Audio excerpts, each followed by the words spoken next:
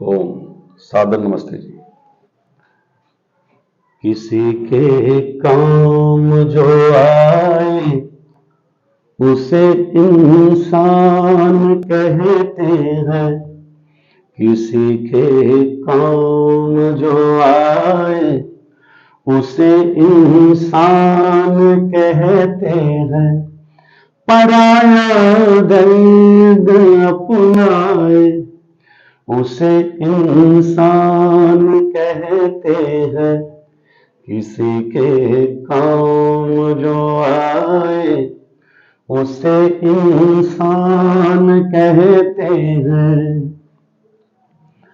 अगर गलती रुलाती है तो ये राह भी दिखाती है।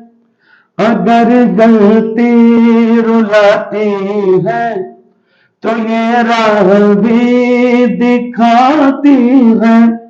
बशर गलती का पुतला है, ये अक्सर हो ही जाती है।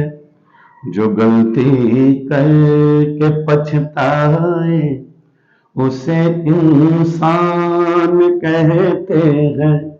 जो गलती करके पछताए उसे इंसान कहते हैं। पराया दर्द अपनाए उसे इंसान कहते हैं। किसी के काम जो आए उसे इंसान कहते हैं। नमस्ते, Vande Mataram. Revolution India channel पर आप सबका हार्दिक स्वागत, अभिनंदन। दर्शकों, जैसा कि हर बार मैं एक वायदा करता हूं, किसी ना किसी खास शख्सियत से आप सबको रूबरू कराऊंगा। और आज के हमारे खास मेहमान पंडित दिनेश पथिक जी, आप आर्य जगत के सुप्रसिद्ध वैदिक भजनोपदेशक पंडित सत्यपाल पथिक जी के सुपुत्र हैं। और उनके देहावसान के बाद आप उनकी परंपराओं को आर्य जगत ही नहीं, पूरे विश्व भर में आप प्रचार प्रसार कर रहे हैं। माननीय महोदय जी, आपका रिवॉल्यूशन इंडिया चैनल पर हार्दिक स्वागत, अभिनंदन। धन्यवाद। दर्शकों, आज खुद रिवॉल्यूशन इंडिया परिवार गौरवान्वित महसूस करता है।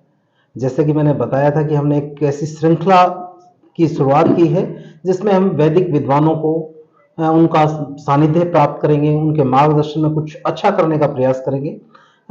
श्रीमान पंडित दिनेश पथिक जी से ही जानते हैं। पथिक जी, आपकी जो वैदिक विद्वान भजनोपदेशक और आपने पूरे विश्व भर में भ्रमण किया है, वहाँ आर्य समाज का प्रचार प्रसार किया है, उस यात्रा के बारे में बताइए। कैसे आपकी वो यात्रा स्टार्ट हुई बतौर वैदिक भजनोपदेशक? सभी दर्शकों को मेरा प्यार भरी नमस्ते। मेरी जो यात्रा है, वैसे तो मैं जब स्टडी करता था, पढ़ता था, मैंने ग्रेजुएशन की जी। ग्रेजुएशन करने के बाद मैं कोई जॉब के लिए ढूंढने के लिए तैयार हुआ भी, चलो कहीं साथ साथ में जॉब भी करेंगे, साथ में पढ़ेंगे। तो मैंने एक अमृतसर के अंदर वार्डरोब, एक गारमेंट्स की बहुत बड़ा शोरूम है जी। वहां मैंने जॉब की। क्या बात है। वहां से फिर कुछ साल जॉब करने के बाद एक नई कंपनी आई, फ्लाइंग मशीन, वो भी गारमेंट्स का था जी। उस कंपनी में मैंने अपना, वहां पर मैंने एक इंटरव्यू दिया जी। तो वहां पर मैं सिलेक्ट हो गया। हम्म। और वहां मुझे एज ए मैनेजर की पोस्ट मिल गई। क्या बात। वीआईपी इंडस्ट्रियल लिमिटेड कंपनी में। जी। आज से 20 साल 25 साल पहले की बात कर रहा हूँ। जी।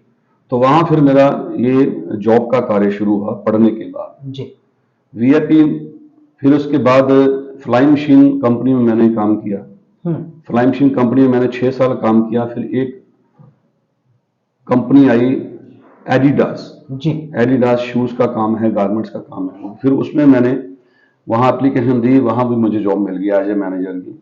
वहां छोड़ करके एडिडास कंपनी में चला गया। क्या बात। क्योंकि ये जो मेरा संगीत का सफर वो साथ साथ ही था, आर्य समाज का प्रचार नहीं। मैं वैसे जर्नल, हम लोकल आर्य समाज थे वहां जाते थे जी। मैं पहले अपनी जर्नी के बारे में बता रहा हूँ जी। बाकी फिर आर्य समाज के बारे में थोड़ा सा बाद में चर्चा करेंगे जी। तो फिर मैंने एडिडास कंपनी में काम किया। एडिडास के बाद फिर रीबॉक कंपनी में मैंने जॉब किया। रीबॉक कंपनी के पास फिर एक कंपनी आई वीआईपी इंडस्ट्रियल लिमिटेड, लगेज का काम होता है। जी मुझे पता चला कि वहां भी एक बहुत बड़ी अच्छी जॉब है, तो मैंने वहां भी एप्लीकेशन दिया। जी तो वहां भी मेरा सिलेक्शन हुआ, तो वहां as a manager VIP industrial limited company में मैं लग गया। जी, तो वहां भी लगभग मैंने 12 साल काम किया। क्या बात। उसके बाद 12 साल काम करने के बाद 2016 तक मैंने वो काम किया वहां पर। मेरी जर्नी लगभग 2005 से शुरू है, जो मैं कार्य करने लगा रेगुलर आगे। जी तो उस तरह से फिर ऐसे चलते चलते लास्ट में वीआईपी कंपनी में जॉब मिला और 12 साल मैंने काम किया। और 2016 में मैंने विचार किया कि हमें आर्य समाज के प्रचार में लगना चाहिए। क्या बात। उसका कारण यह है कि मेरे पूज्य पिताजी स्वर्गीय पंडित सत्यपाल जी पथिक, जी वो आर्य जगत के एक ऐसा नाम है, लेखनी में, विद्वानों में उनका नाम आता है। जी उनके भजन पूरे विश्व में गाए जाते हैं, जी पुरानी जगत में गाए जाते हैं। आर्य समाज तो गाता ही है। जी बहुत लोग उनके भजनों को पसंद करते हैं। पूरे इंटरनेशनल लेवल के वो लेखक गायक थे। जी तो उनके कार्य को आगे बढ़ाने के लिए फिर मैंने 2016 में जॉब को रिजाइन डाला और 2017 से जी 2016 दिसंबर में मैंने उसको रिजाइन दिया और 2017 से फिर मैं रेगुलर इस काम में लग गया, फुल टाइम आर्य समाज के प्रचार जी में। जी और तब से आर्य समाज के प्रचार कर रहे हैं। 17, 18, 19 3 साल काम किया। फिर बाद में कोविड का चक्कर पड़ गया। जी कोविड के आने से फिर 2 साल थोड़ा गैप पड़ गया। 20 और 21, 22 में फिर कार्यक्रम प्रारंभ हुए, वातावरण थोड़ा ठीक हुआ। जी तो 22 से फिर रेगुलर आगे मैं इस कार्य को कर रहा हूँ। जी ये जो मेरे पिताजी का जो कार्य है, उनके कार्य को, क्योंकि बचपन से ही मुझे संगीत का शौक था, पिताजी को देख करके हुआ। तो उन्होंने भी मुझे गाइड किया संगीत के मामले में। थोड़ा मैंने विधिवत फिर संगीत भी सीखा और इस संगीत के अंदर मैंने एमए की इसके अंदर। क्या बात। एमए करने के बाद फिर मैंने इसको फिर फुल टाइम करने का निर्णय लिया कि अब आर्य समाज का प्रचार करेंगे। तो तब से 2017 से लेकर के अब तक मैं आर्य समाज के प्रचार में लगा हूँ। देश विदेश में जाता हूँ। 3-4 बार तो मॉरिशस होके आया, वहां भी आर्य समाज का बहुत प्रचार है। तो वहां से अब अभी भारत में भी अभी खूब कार्यक्रम चल रहे हैं। और जैसे कि 200वीं जयंती है महर्षि दयानंद जी की, पूरे विश्व के अंदर कार्यक्रम हो रहे हैं। तो वैसे हम आहिस्ता आहिस्ता इस काम को, आर्य समाज के प्रचार को कर रहे हैं। जी पथिक जी, जिस प्रकार से आपने आर्य जगत के बहुत सुप्रसिद्ध वैदिक विद्वान पंडित सत्य पथिक जी का नाम जिक्र किया, उनको आपने गुरु धारण किया, उन्हीं के सानिध्य में आपने आर्य समाज से ओतप्रोत होकर प्रचार प्रसार करने का एक अगर सही मायने में प्रथम गुरु आपके पंडित सत्यपाल पथिक जी थे। तो जब हम उनको याद करते हैं, उनसे जुड़ी हुई, उनके जुड़े हुए कोई भजन की 2 लाइनें हम दर्शकों को उस गंगा में गोता लगवाना चाहते हैं, उनके भजनों में 2 लाइनें गुनगुनाते थे। चले सर। मैंने जब ये आपका इंटरव्यू प्रारंभ भी किया तो मैंने वो गीत सुनाया था जी, किसी के काम जो आए उसे इंसान कहते हैं। जी मेरे पिताजी के इतने सुपरहिट गीत हैं, जी आप YouTube चैनल पर भी बहुत सुन सकते हैं, काफी लोग गाते हैं। जी तो मैंने प्रारंभ ही उन्हीं के गीत से किया था। जी। किसी के काम जो आए उसे इंसान कहते हैं, पराया दर्द अपनाए उसे इंसान कहते हैं। उन्होंने हर विषय पर गीत लिखे हैं, जी सामाजिक, राष्ट्र, देशभक्ति, प्रभु भक्ति, महर्षि दयानंद सरस्वती जी के भजन, हजारों भजन लिखे हैं और एक से बढ़कर एक भजन। जी तो मैं, आपने कहा कि मैं एक गीत और आपके जी निर्देश से सुनाता हूँ। जी। और प्रभु भक्ति का भजन है, ये मेरे पिताजी का बहुत मास्टर गीत था। क्या बात। तो इसको जब भी वो गाते थे लोग मंत्रमुग्ध हो जाते हैं। जी तो मैं वो कुछ पंक्तियां आपके बीच में रखता हूँ। जी। परमात्मा की जो स्तुति है इस भजन के अंदर आती है, परमात्मा का स्वरूप बताया है। कैसा बताया है जी। प्रभु तुम अणु से भी सूक्ष्म हो, प्रभु तुम अणु से भी सूक्ष्म हो, प्रभु तुम गगन से विशाल हो, मैं मिसाल दूं तुम्हें कौन सी, दुनिया में तुम बेमिसाल प्रभु तुम अणु से भी सूक्ष्म हो, हर दिल में तेरा धाम है, और न्याय ही तेरा काम है। हर दिल में तेरा धाम है, और न्याय ही तेरा काम है। सबसे बड़ा तेरा नाम है। जगन्नाथ हो, जगपाल हो, प्रभु तुम अणु से भी सूक्ष्म हो। क्या बात है। परमपिता परमात्मा की परिकल्पना कर दी कि अणु से भी सूक्ष्म है, हाँ, जिसको हम नग्न आंखों से नहीं देख सकते, उससे भी सूक्ष्म कोई चीज है जिसको हम परमपिता परमात्मा कहते हैं। पथिक जी, आपने कोरोना काल के समय का भी जिक्र किया चर्चा के दौरान। जितना हमें पता है, जब पूरा विश्व कोरोना काल में त्राहिमाम कर रहा था, उस समय आप भी बिहार के किसी इलाके में, आप भी लॉकडाउन में फंस गए थे, और उस समय आपने बड़ी मुश्किल परिस्थितियों का सामना किया। दर्शक जानना चाहते हैं, जब आप प्रभु भक्ति के भजन आप गाते थे, तो उस आपदा के समय को आपने कैसे व्यतीत किया? हाँ, मेरा कार्यक्रम था उस समय बलरामपुर के अंदर किसी पारिवारिक कार्यक्रम में गया था। 4 दिन का कार्यक्रम था जी। तो एकदम से परिस्थितियां बदल गई और पता चला कि लॉकडाउन लगने वाला है। और मैंने उसको प्रारंभ करने से पहले तो पता चला कि लॉकडाउन अगले दिन ही लग जाएगा जी। तो वहां से निकलने की व्यवस्था नहीं हो पाई, तो मुझे वहीं उसी परिवार में रहना पड़ा जी। तो उन्होंने अपने छत पर, घर की छत के ऊपर काम करने के लिए, वो अपना कार्य करने के लिए यज्ञ हवन इत्यादि सत्संग का आयोजन किया हुआ था घर के छत के ऊपर ही। तो वहीं कार्यक्रम होता था। अभी एक दिन कार्यक्रम हुआ था तो वहां फिर ऐसे लॉकडाउन लग गया, तो वहीं उनके घर के अंदर ही मुझे रहना पड़ा। 1 महीना पूरा उनके घर पे रहा। तो फिर क्या उन्होंने कहा भी चलो सुबह शाम हम सत्संग कर दिया करेंगे, हम घर के लोग हैं 4-5 लोग, तो वहीं बैठ करके हम आनंद लेंगे सत्संग का। तो फिर मैंने कहा ठीक है, अच्छी बात है। तो सुबह शाम यज्ञ किया करते थे और सुबह रोज 1 घंटा सुबह भजन गाता था मैं वहां उनके घर के छत के ऊपर, और शाम को भी 1 घंटा भजन गाता था। मुझे लगता है पथिक जी, आपने उस प्रभु भक्ति को अकेले अपने तक सीमित नहीं रहने दिया। आपने सोशल मीडिया के प्लेटफॉर्म पर लोगों को भी जागृत किया। हाँ, उस समय फेसबुक पे, वैसे भी वहां पर हमने एक ऐसा सिस्टम बनाया जैसे एक मोबाइल के जरिए उसको रिकॉर्ड किया जी, और पूरे फेसबुक पे, यूट्यूब पे उसको डाला जी। और लोगों ने उस समय कोरोना काल में घर बैठ करके वो भजनों को, गीतों को सुना। क्योंकि जितने भी मेरे फेसबुक के अंदर जो मेरे फ्रेंड्स हैं और व्हाट्सएप के अंदर जो हमारे ग्रुप्स बने हैं, मैं वहां भेजता रहा। लोगों ने खूब आनंद लिया जी, घर बैठ करके भजन भी सुनते रहे।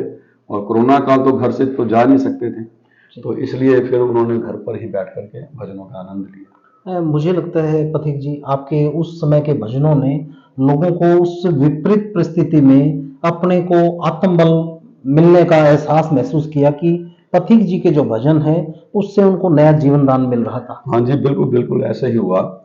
वो कोरोना काल के बाद और अब तक भी कई लोगों के मुझे फोन भी आते हैं कि आपके भजनों ने हमें नया जीवन दिया है, और आपके भजनों के अंदर जो शब्दावली है वो एक दिल को बहुत सुकून मिलता है और एक आत्मिक बल मिलता है। उससे लोगों को बहुत लाभ मिला है भजनों के अंदर, क्योंकि संगीत एक ऐसा माध्यम है। संगीत जब व्यक्ति सुनता है तो जो लोग डिप्रेशन में होते हैं या कुछ किसी प्रकार की टेंशन में रहते हैं, निराश रहते हैं, अगर अच्छा संगीत सुनेंगे, भजनों को सुनेंगे ऐसे, तो लाभ अवश्य ही होगा। और लोगों को हुआ, उन्होंने मेरे भजनों को सुन करके मुझे कॉल भी किए और मेरा धन्यवाद भी किया कि आपके भजनों ने हमें बहुत शक्ति मिली है, हमें बहुत राहत मिली है। हम तो निराश हताश हो गए थे, लेकिन आपके भजनों ने हमें नया जीवन दिया है। जी, पथिक जी, जितना हम जानते हैं आप आराम प्रस्ती का जीवन भी व्यतीत कर सकते थे, पारिवारिक परिस्थितियां बहुत अच्छी थी, लेकिन आपने एक कठिन मार्ग क्यों चुना कि भाई आर्य जगत के वैदिक विद्वान के रूप में आपने घर से हफ्ता हफ्ता दूर रहना और वहाँ जिस भी प्रकार की व्यवस्थाएं मिले उनमें बड़ा सरलता से सहजता से उनको अपने अनुकूल ढालना, ये क्या विषय था कि भाई आपने कठिन मार्ग को ही क्यों चुना? देखो ऐसा है, मैं जिस कंपनी में जॉब करता था, शुरू से मैं जॉब करता आ रहा था, जी। एक मन की इच्छा थी कि अपना कुछ काम होना चाहिए। ये तो मेरे घर का अपना काम था, जी। प्रचार का, वेद प्रचार का। तो मेरे पिताजी ने सारा जीवन इसके अंदर लगाया, आर्य समाज के प्रचार में सारा जीवन लगाया और उन्हीं से प्रेरणा मिली। जी। और जॉब तो करता था, लेकिन मन की इच्छा थी कि कुछ अपना काम होना चाहिए घर का।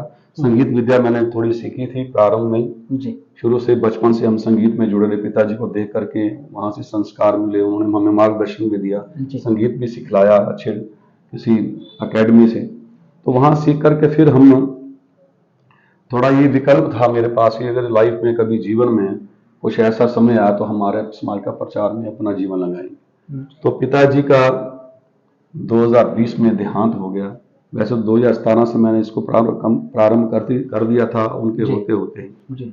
तो 2020 में जब वो चले गए, थोड़ा और मन में निराशा तो रही, उनके जाने की थोड़ी कमी रही, लेकिन उनके काम को करना था इसलिए थोड़ा इस काम में आ गए। तो ये काम ऐसा है कि इसमें मान सम्मान भी है और ईश्वर की भक्ति भी है। क्या बात। और आप हर वक्त धार्मिक के वातावरण में रहेंगे, जहां भी समाज में जाएंगे या कहीं दूर किसी प्रचार में जाते हैं, अच्छे लोगों से मिलना होता है, बड़े बड़े अच्छे विद्वानों से मिलना होता है, हमें भी कुछ सीखने को मिलता है। जी जी। तो हमें जो सीखने को मिलता है हमें लाभ है। और यज्ञ, हवन, सत्संग, ये तो दुनिया का सर्वश्रेष्ठ कर्म है। हमारा सौभाग्य है कि हमें ये काम करने के लिए परमपिता परमात्मा ने आशीर्वाद दिया है और हम इस काम में लगे हुए हैं। जी। पथिक जी, संध्या वेला चल रही है, परमपिता परमात्मा का आपने जिक्र किया, दो लाइनें परमपिता परमात्मा को समर्पित करते हुए, उनकी वंदना करते हुए दो लाइनें परमपिता। मैं बस ये सभी दर्शकों को ये कहना चाहता हूँ कि अपने जीवन में कुछ परिवर्तन लाइए। परमपिता परमात्मा का हमें धन्यवाद करना चाहिए, क्योंकि परमात्मा ने संसार बनाया है, ये जीवन परमपिता परमात्मा ने दिया है, इसलिए थोड़ा समय निकाल करके परमात्मा का धन्यवाद करना चाहिए। महर्षि दयानंद जी भी कहते हैं कि प्रातः काल और सायंकाल संधि वेला में 1 घंटा हमें परमात्मा को देना चाहिए। जी। लेकिन प्रातः काल तो अवश्य देना चाहिए। उठ करके सबसे पहले परमपिता परमात्मा का जो निज नाम ओम है उसका स्मरण करना चाहिए, गायत्री मंत्र का पाठ करना चाहिए, ईश्वर का धन्यवाद करना चाहिए कि हे परमपिता परमात्मा, आपने मुझे एक नया दिन दिखाया है, धन्यवाद करना चाहिए। तो इसलिए सभी दर्शकों को ये कहना चाहता हूं कि जीवन में अपने कार्यों से थोड़ा सा समय निकाल करके परमात्मा की भक्ति चिंतन में अपने मन को लगाना चाहिए। मन पवित्र होगा, आपकी सोच बदलेगी और जीवन के अंदर थोड़ा थोड़ा स्वाध्याय जरूर करना चाहिए। विचार बदलेंगे, आपका जीवन बदलेगा, आप बदलेंगे, आपका जीवन अच्छा होगा, आपका परिवार पर अच्छा प्रभाव पड़ेगा। बच्चे आपको देखेंगे, आपसे संस्कारित होंगे, आपसे संस्कार लेंगे, तो वो उनका भी जीवन अच्छा बनेगा, समाज का भी जीवन, ऐसे समाज भी बड़ा अच्छा बनेगा और राष्ट्र भी अच्छा बनेगा। इसलिए कुछ जीवन परिवर्तन लाने के लिए परमात्मा की भक्ति अवश्य है। जी जी। पथिक जी, पंडित सत्यपाल पथिक जी ने भी आर्य समाज का बहुत काम किया और उसके बाद पंडित दिनेश पथिक जी भी लगे हुए हैं। और मैं जब सोशल मीडिया प्लेटफॉर्म से देखता हूँ, आपके सुपुत्र भी कुछ कुछ वैदिक आर्य समाज के प्रचार प्रसार जब भी जितना समय मिलता है वो करते दिखे हैं, तो उनके बारे में थोड़ा आप बताते चलें। मेरा बेटा है विवेक पथिक जी, उसकी इस समय लगभग उम्र 23 साल की है। जी। जब वो 6 साल का था, मैंने उसको संगीत सिखाने की विधि, उसको एक अच्छी एकेडमी में मैंने उसको भेजा। आज वो बहुत अच्छा निपुण है संगीत में, हारमोनियम, तबला, ढोलक, सितार, कितनी कुछ इंस्ट्रूमेंट बजा लेता है। जी, जी। और समय समय पर मैं आर्य समाज के अंदर भी उसको लेकर के जाता हूँ अपने साथ, जो बड़ी बड़ी भजन संध्या होती है जी, तो उसको मैं साथ रखता हूँ। और विशेषकर अगर कोई एक्स्ट्रा कोई अलग से कोई कार्यक्रम आता है भजन संध्या का, तो मैं उसको वहां भेज देता हूँ। जी। तो वो भी आर्य समाज का प्रचार कर रहा है, लेकिन फुल टाइम नहीं कर रहा, अभी स्टडी कर रहा है, पढ़ रहा है। जी। तो उसको मैंने यही शिक्षा दी है कि आर्य समाज का जब भी समय मिले, आर्य समाज का प्रचार, यज्ञ, हवन, सत्संग में अवश्य जाना है, वहां पर भी अच्छे ढंग से प्रस्तुति देनी है। जी। तो इसलिए थोड़ा सा उसको हमने प्रेरणा दी है। क्योंकि मेरे पिताजी और अब मेरा बेटा, उसको मैं थोड़ा इस हिसाब से करता रहता हूँ कि आप आर्य समाज के साथ जुड़े रहो, आर्य वैदिक सत्संग के साथ जुड़े रहो। जितना वो समय होता है ऐसे थोड़े थोड़े आर्य समाज के कार्यक्रम करता है। पथिक जी, हर व्यक्ति का कोई ना कोई लक्ष्य होता है। पंडित दिनेश पथिक जी क्या लक्ष्य लेके चले हैं जिसके लिए निरंतर वो कार्यरत है? देखिए, ये जीवन अगर देखा जाए तो परमात्मा ने तो दिया ही है, लेकिन महर्षि दयानंद सरस्वती जी महाराज अगर संसार में ना आते तो हमारा ये जीवन, हम ये भी कार्य ना कर रहे होते, वैदिक सत्संग ना कर रहे होते, ना आर्य समाज होता। ये सारी कृपा महर्षि दयानंद जी की है, और उनके इतने ऋण हैं कि हम 100 जन्म भी ले लें हम नहीं उतार सकते। महर्षि दयानंद जी ने हमें वेद मार्ग दिखाया है। दुनिया का सबसे सर्वश्रेष्ठ मार्ग वेद मार्ग ही है, जिस पर भगवान राम, श्री कृष्ण जी महाराज, हमारे ऋषि मुनि चलते आ रहे हैं। हमारा वही पथ है, वेद मार्ग, और महर्षि दयानंद जी ने हमें उस मार्ग पर लगाया है। और हम सौभाग्यशाली हैं कि हम आर्य समाज जैसी पवित्र संस्था के साथ जुड़े हुए हैं, और हमें वेद प्रचार करने का मौका मिला है, संगीत के माध्यम से, भजनों के माध्यम से। तो हम जब तक जीवन है, मेरे पिताजी ने भी पूरा अपना जीवन आर्य समाज को दिया, और मैंने भी उन्हीं के संकल्प को आगे संकल्प लिया है कि जब तक जीवन है आर्य समाज का प्रचार और प्रसार करते रहेंगे। परमात्मा शक्ति दे, हम ऋषि दयानंद जी के कार्य को, उनके मिशन को आगे बढ़ाएंगे। तन मन धन से हम लगे हुए हैं, और हमारा सौभाग्य है, परमात्मा शक्ति दे, हम इस काम को और आगे बढ़ाते रहेंगे जब तक जीवन है। जी, मेरा अंतिम निवेदन, जिस प्रकार से महर्षि ऋषि दयानंद जी का आपने जिक्र किया और पूरे भारतवर्ष में 200वीं जयंती वर्ष मनाया जा रहा है, दर्शकों हम चाहते हैं उनकी यादों के साथ उनके द्वारा किए गए पूरे समाज और भारतवर्ष पर किए गए एहसानों के बारे में बताते चले किसी एक भजन की लाइनों के साथ। देखिए, महर्षि दयानंद जी ने जो विश्व के अंदर एक जो वेद की ज्योति जलाई है, वेद की ज्योत जलाई है।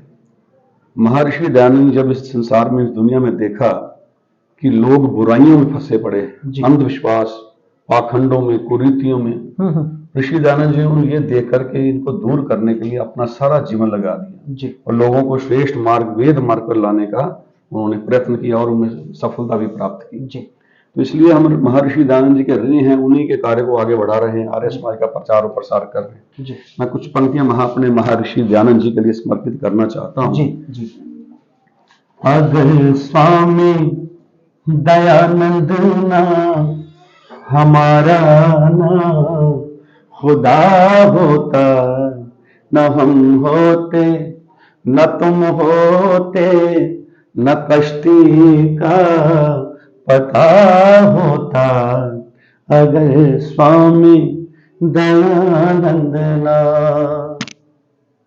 फरिश्ता बन के ऐ स्वामी कहीं से तू चलाया, फरिश्ता बन के ऐ स्वामी कहीं से तू चलाया, हमारे हाल पर वरना फलक भी रो उठा होता।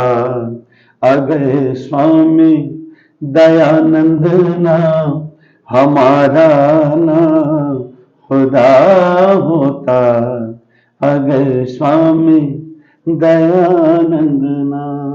क्या बहुत आभार। मैं वास्तव में रिवॉल्यूशन इंडिया परिवार गौरवान्वित महसूस कर रहा है आपके साथ बिताए गए इस बहुमूल्य समय को। आपका बहुत बहुत आभार, और दर्शकों को इसी सोच और इसी विचार के साथ छोड़े चलता हूं। जब इस प्रकार की दृढ़ संकल्पित पंडित दिनेश पथिक जी अपने परम पूज्य स्वर्गीय पिताजी सत्यपाल पथिक जी के दिखाए हुए मार्ग पर दृढ़ संकल्पित होकर चल रहे हैं, तो निश्चित तौर पर ऋषि देव दयानंद जी के द्वारा जलाई गई ये अलख समाज को एक नई दिशा और दशा देती रहेगी, और फिर वो दिन दूर नहीं जब भारत विश्व गुरु बनने की उस पे श्रेणी पर अपने आप को सर्वोच्च स्थान पर अपने आप को प्रस्तुत कर पाएगा। इसी सोच और इसी विचार के साथ छोड़े चलता हूं। देखते रहिए रिवॉल्यूशन इंडिया। फिर किसी अन्य दिन किसी अन्य शख्स से मुलाकात कराएंगे। जय हिंद, जय भारत, वंदे मातरम। ओम नमस्ते।